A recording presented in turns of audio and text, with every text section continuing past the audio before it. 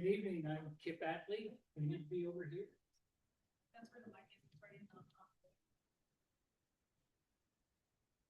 Good evening, I'm Kip Attlee and want to welcome you here to another of the C4 Women's Commission and Library Financial Literacy Workshops. We're delighted you could be with us tonight. I want to give a special welcome on behalf of C4 or the Calvert Concept. C4 is a 501c3 and its purpose in life is to help people reach home or business ownership as a way of building financial equity or stability for generations.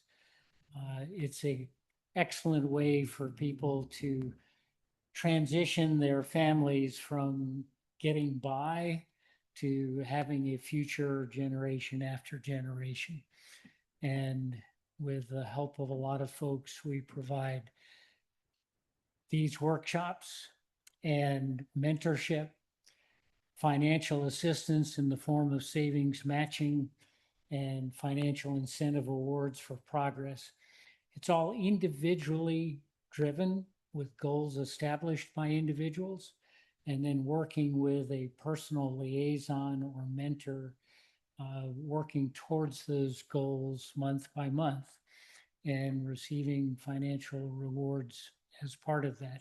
But most importantly, building the skills, habits, practices that enable them to succeed and help their families to succeed generation after generation. So we're delighted to share in these workshops.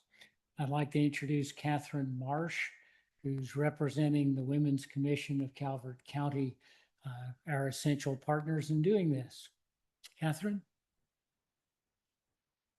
Thank you. It's my honor to be here on behalf of the Calvert County Commission for Women and our partnership with the library and Calvert Concept.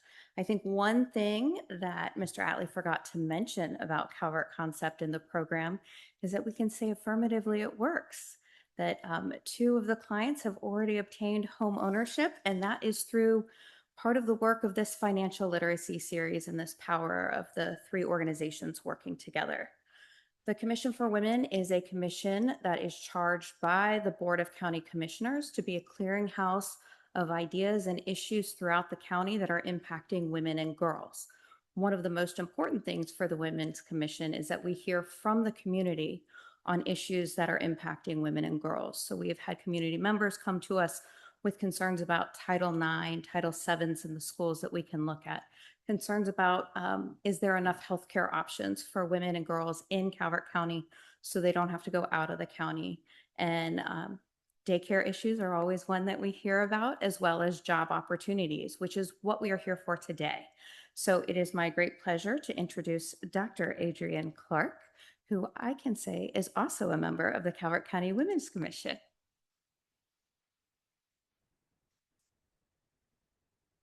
Thank you. Thank you so much.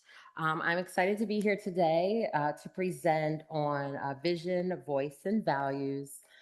This is a passion of mine just because I believe in leadership. I always tell people, like, there's a difference between a leader and a manager.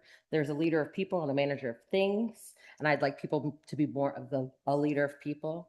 And so today we're going to talk about the foundation of authentic leadership and being your true self and what that means, and what that means when you're facing people. And being a leader doesn't mean you have to be in a leadership role. Everybody is a leader in one way or another in their life.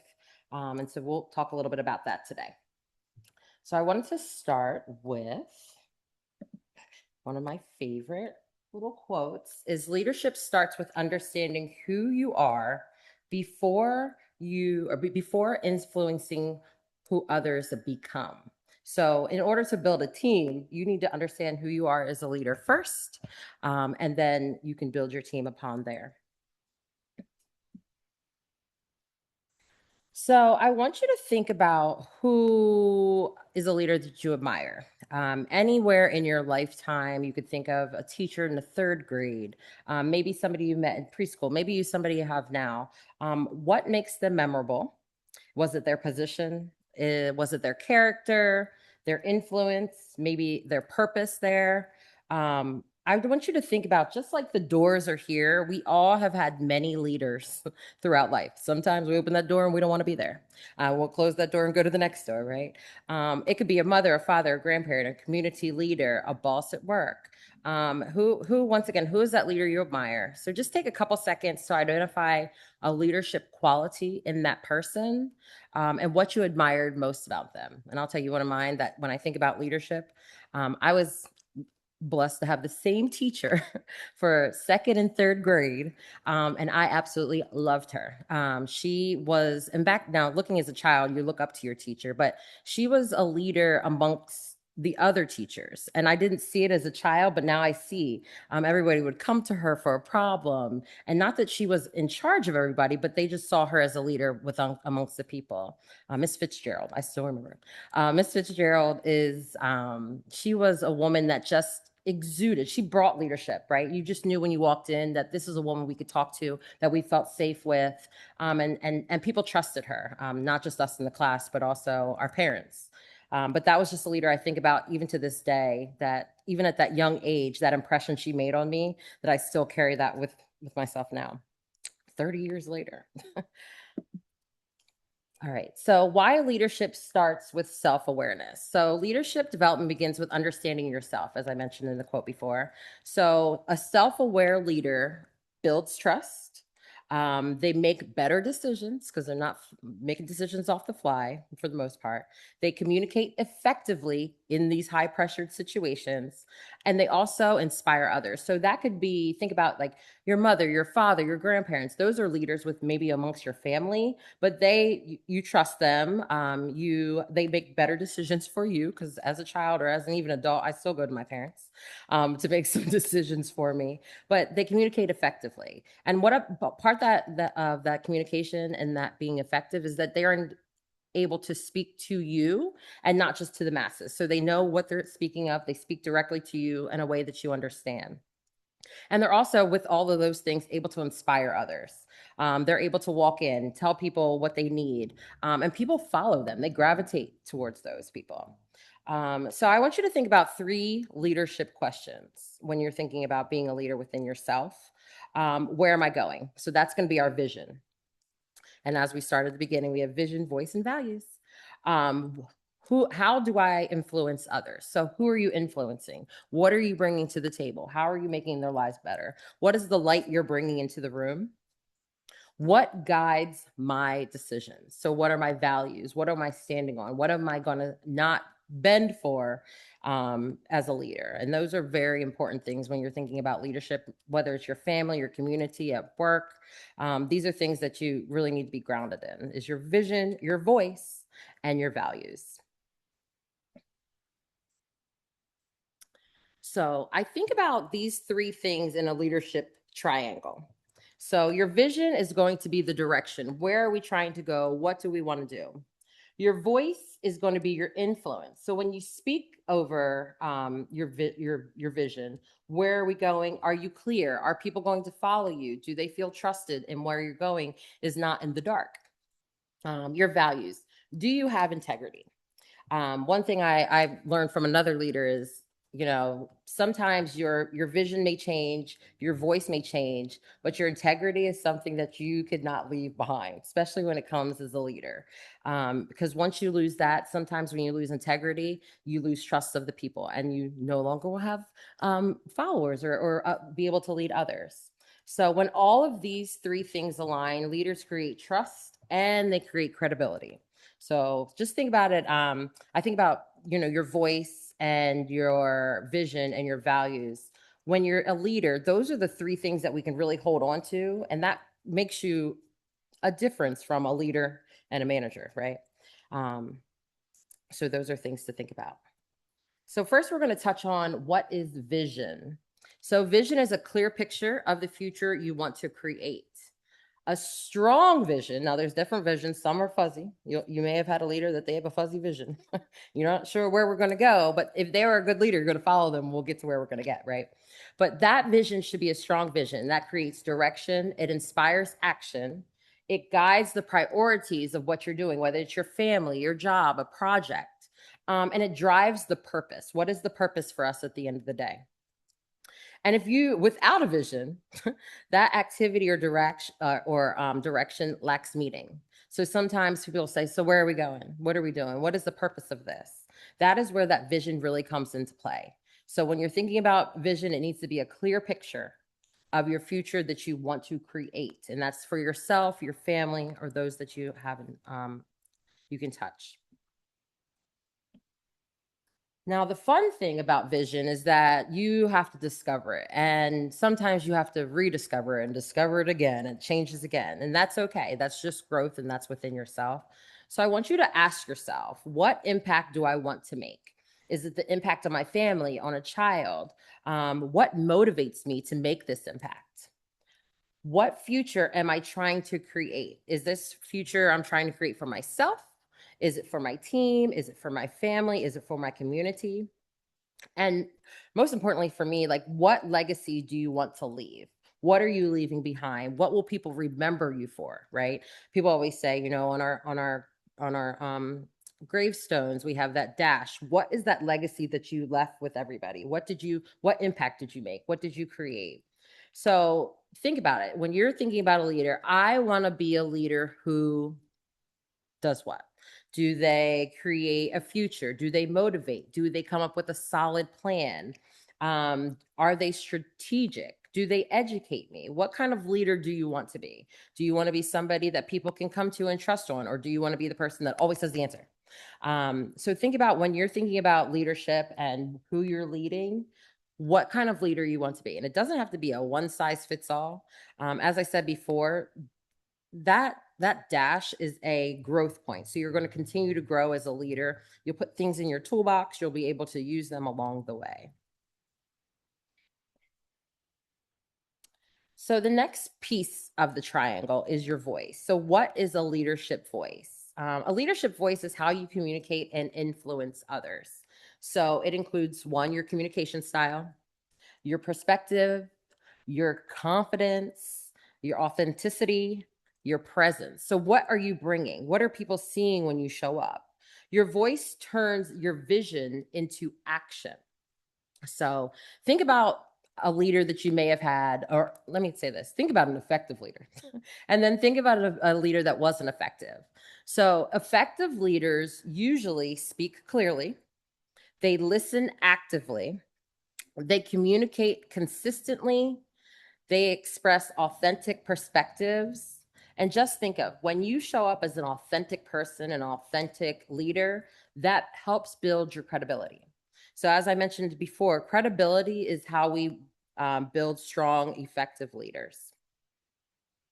And something here you can kind of reflect on when you're thinking about your leadership voice is, like, what experiences shaped me? What perspectives do I bring to the group? So as a leader, I have a team. I say my team is the doer of all things. Whatever project it is at work, it's not even something that's in our wheelhouse. We always get it because we get it done. We figure out a way to do it. So what do you bring? Each person on my team has a skill set. I always tell, I'm a collector of people. I love people. And everybody brings something different to the table. You could learn something new from everybody. So what strengths do these people have, and what strengths do I have? And how do I define my strengths compared with theirs? Maybe I can build off of their strengths and make my strengths greater. Maybe I can build off their strengths and make my weaknesses greater, or my challenges, should I say. Why or what do others seek my advice about? So sometimes you're like, I'm really good at this. And I'm like, okay, well, people usually come to you for this. Sometimes we overlook what we're really good at because we want to be in this other bucket, but we're really good at this other thing, right? For the longest time, I was like, no, I want to do public health communication. I want to do this. This is the bucket I'm going to be in. This is all I'm going to do. I understood that that's where I wanted to be, but that really wasn't what I was the strongest at. I was more strong at doing strategic planning, making sure that things worked, everybody was in the right set. And others would come to me and ask me how to do things. And it wasn't about communication and public health at all. So I had to kind of refocus myself on what I was going to be a leader. So when you think about your leadership voice, I want you to think about a formula. So think about your authenticity plus your confidence in whatever you're doing, plus practice equals your influence. Your influence is that voice. When you're speaking, who are you influencing? Who are you inspiring?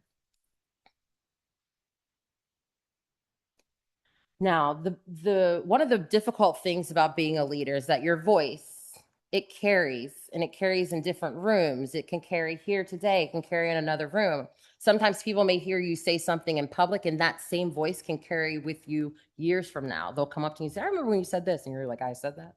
But your voice requires courage. So leadership often means sometimes you need to speak up, challenging assumptions. So if people assume things, or you're saying something, or you hear something that you're quite not sure about, or it doesn't sit well, speak up, say something.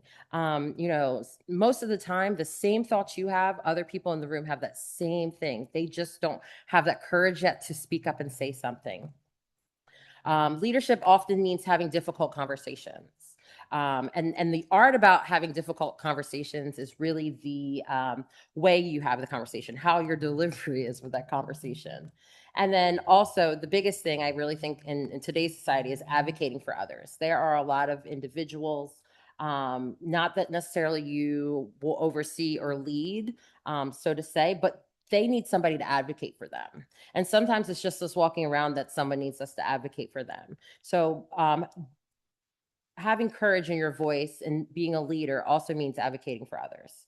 And just thinking, like, because it took you this long to get the courage you have, those others may not quite be at that step yet. So helping them, see them to that step.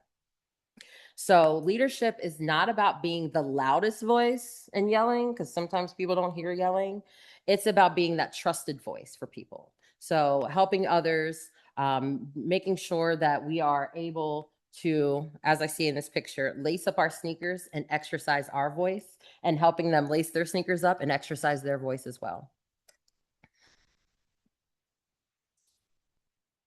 So the last of the pyramid is values. So what are values and why values matter? Values are principles that guide behavior and decisions. So examples could be integrity, service, respect, excellence, accountability, innovation, and my favorite, compassion. Values answer, what do I stand for? So like this picture has all of these toothbrushes, and we know they all do the same thing. They brush teeth, but one may be a soft bristle. One may be a harder bristle. One's bristles may fall out.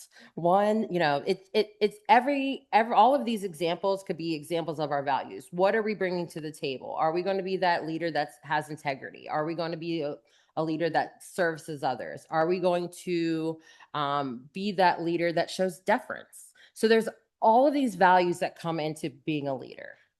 And it's not a one size fits all. You could be this bucket of leadership one day, and tomorrow you may turn around and have to put on a different hat.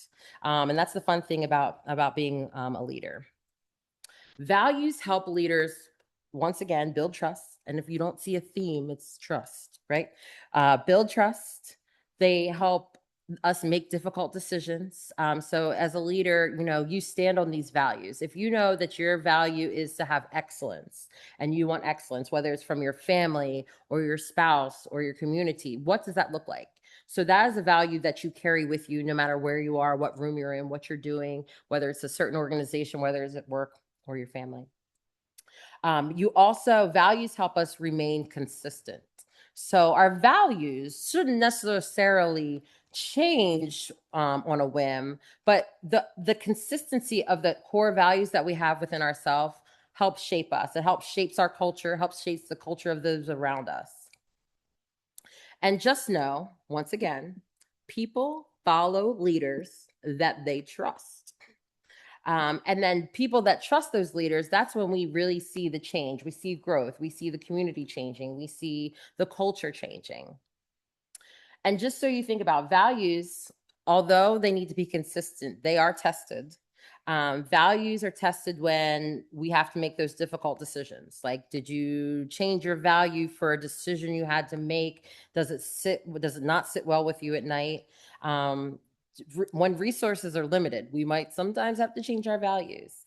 I used to work at the YMCA, and our resources were very limited. I always used to say we're a nonprofit, and we are really a nonprofit. I was an octopus there. I felt like I had 85 arms. But we had to make some difficult decisions there, because there were some times that we would receive money for the community for different scholarships for the children. And I stood on, like, I really think the kids that don't have anything should have it. But I had to change my values internally to make sure I spread the wealth throughout the whole community. So it wasn't that the same children kept getting this scholarship every year for summer camp. I kind of had to change my mindset to put a lottery in. So now I don't really have to make a tough decision, but I changed it the way I made my decision for those scholarships. Sometimes with values, our stakeholders will disagree. Now, those are the best. That's the best part, I think, as a leader, is when you have to go and say what you believe is happening, or say that's something that needs to change, and use your voice and use your vision of where you think it should go, but stand on those values that you're bringing to the table at the same time to an opposing mindset. And then think about that sometimes when values are tested is when sometimes our risk increases. That risk could be putting yourself out there, thinking that people will see you a little bit differently. I think that too goes back to your voice, how you communicate your values, what you're standing on, the principles that you want to do. That is what's really important when you think about your voice and the risk. So that risk can go up and your anxiety will go up as a leader. But just know, if you're standing on your values, your principles, that it should come down, because you are authentic to who you are. And then next is your values become visible through your actions. So as a leader, and part of our credibility is thinking about, am I saying what I preach? So am I saying here today, oh, you need to be this type of leader. You need to be authentic. You need to speak loudly. You need to stand up for others and have compassion. And then I go outside and you see me someday and I'm not actually upholding to that. That is when you need to put that into action. Those are the leaders that are like, was that really what they're saying? Or are they just putting on a show for what you see today? Others see you. Sometimes you think people don't see you, and they do see you. And that is something that took me probably 25 years to realize. My mother would always say, we see what you do, even though we're not there to see it. And I was like, so her friends are spying on me.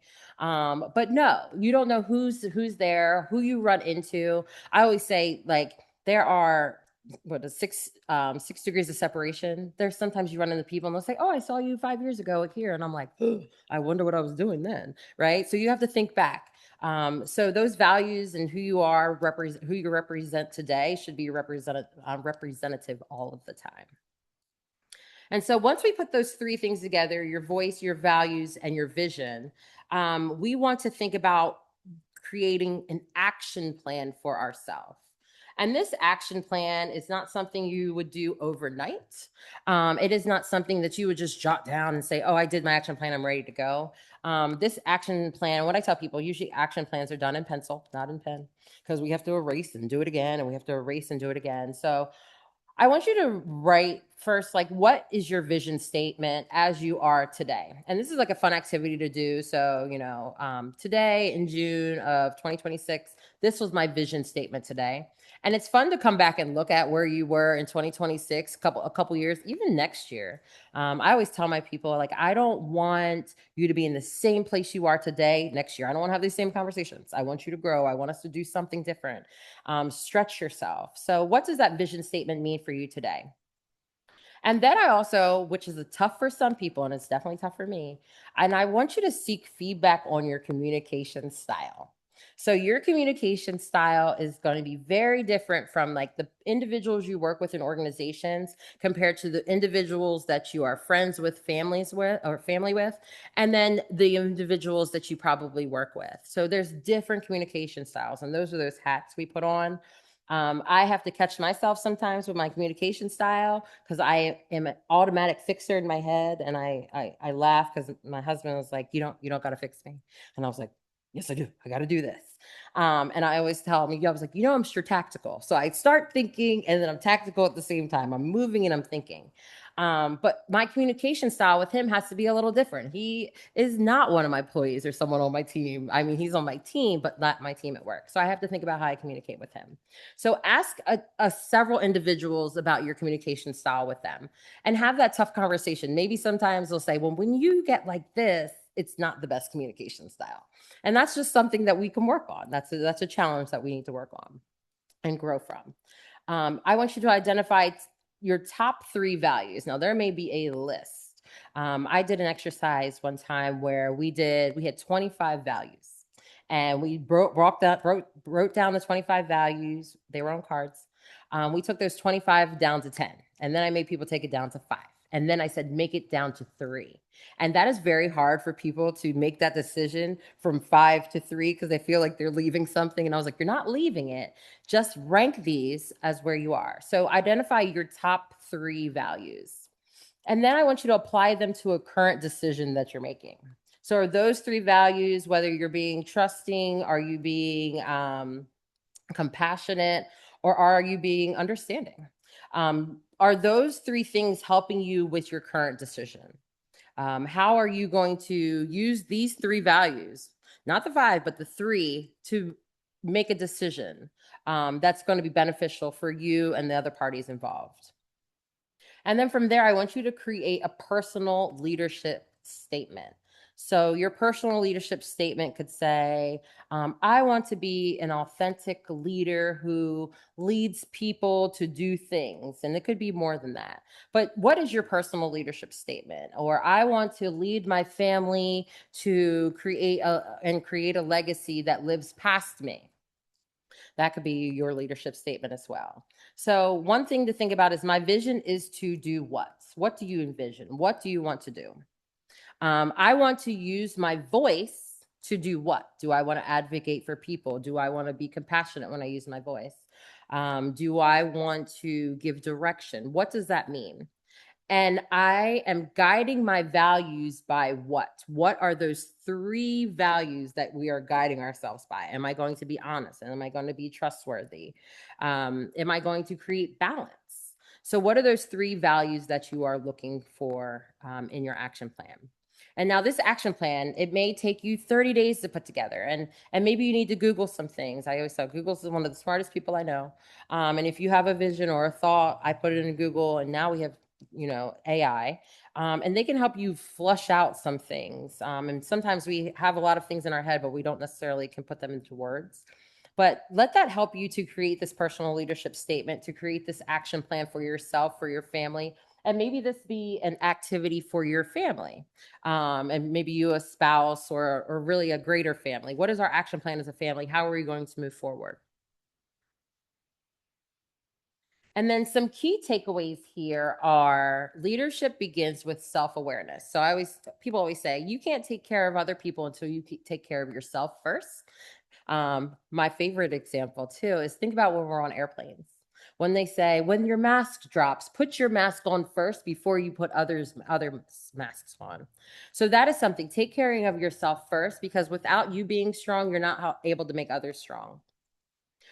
Vision provides direction. So where are we going? Where do you see yourself? Where do you see your family? Where do you see your organization? Write that down. I always feel like when we write things down, it's more real than as we just say in our head. We lose it. We're like, what did I say again? Where did that go?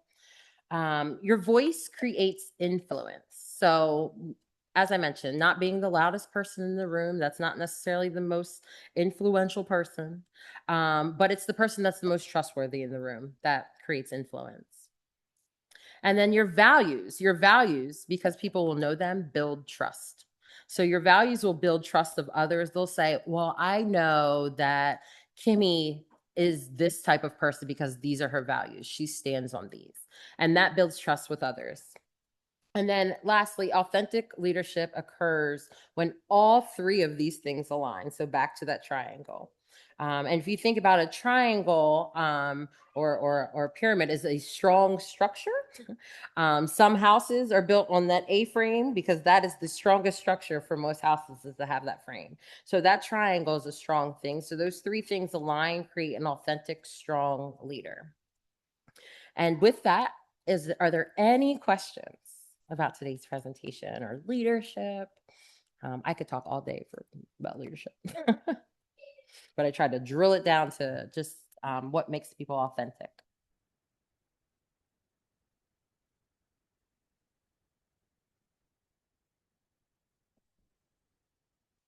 Let me ask you to respond to an observation, if you would. Of course.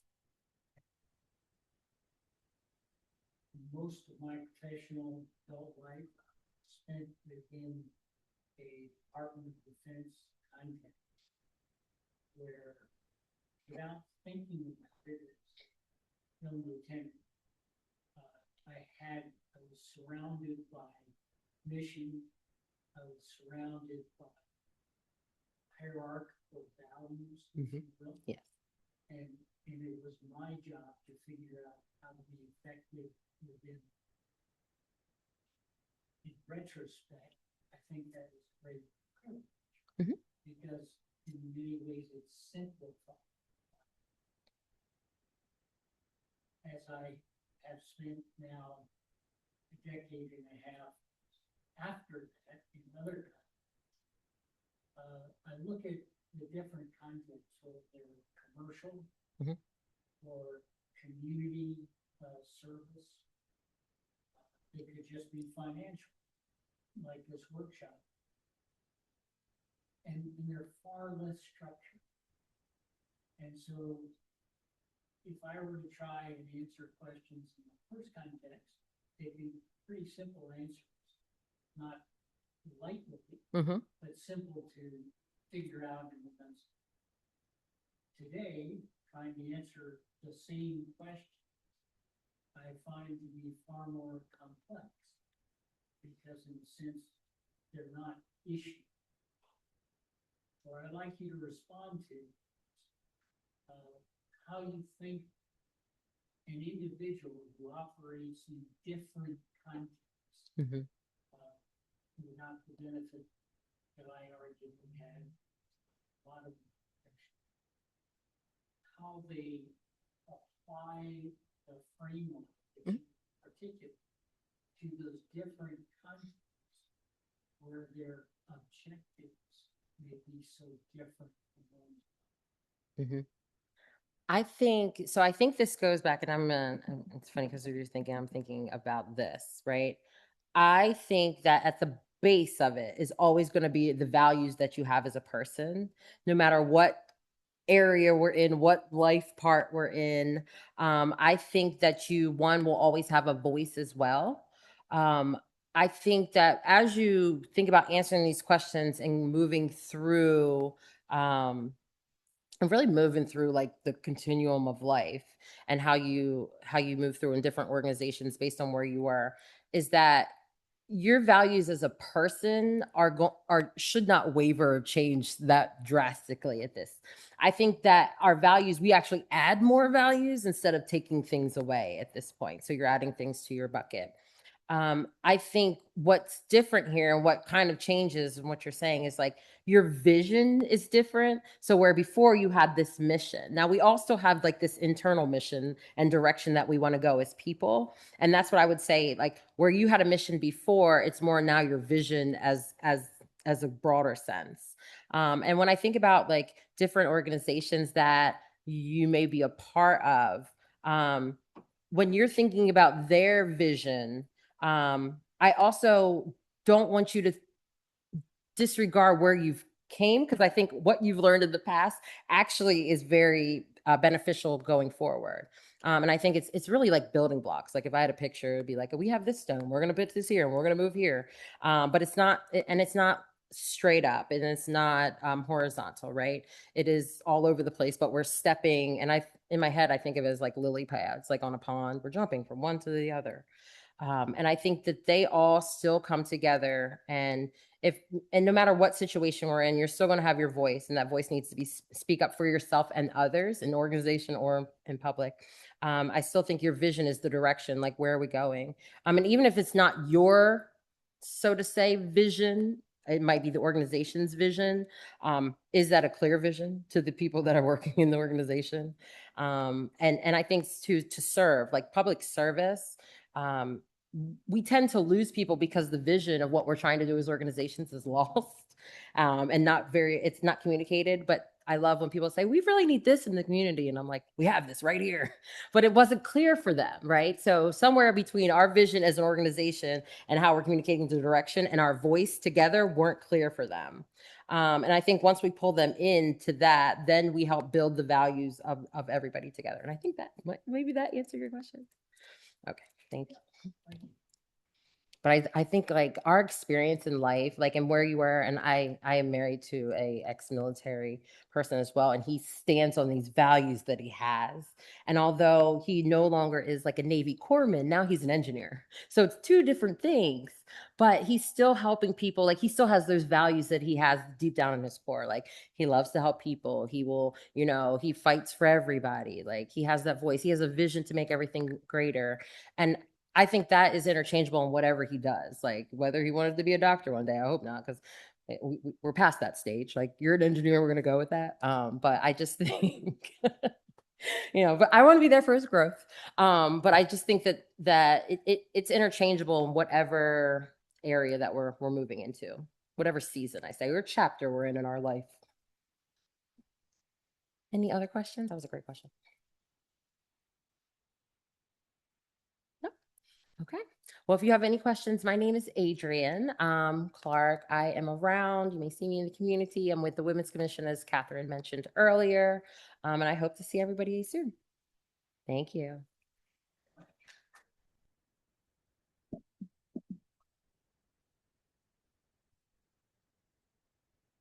What to do with that?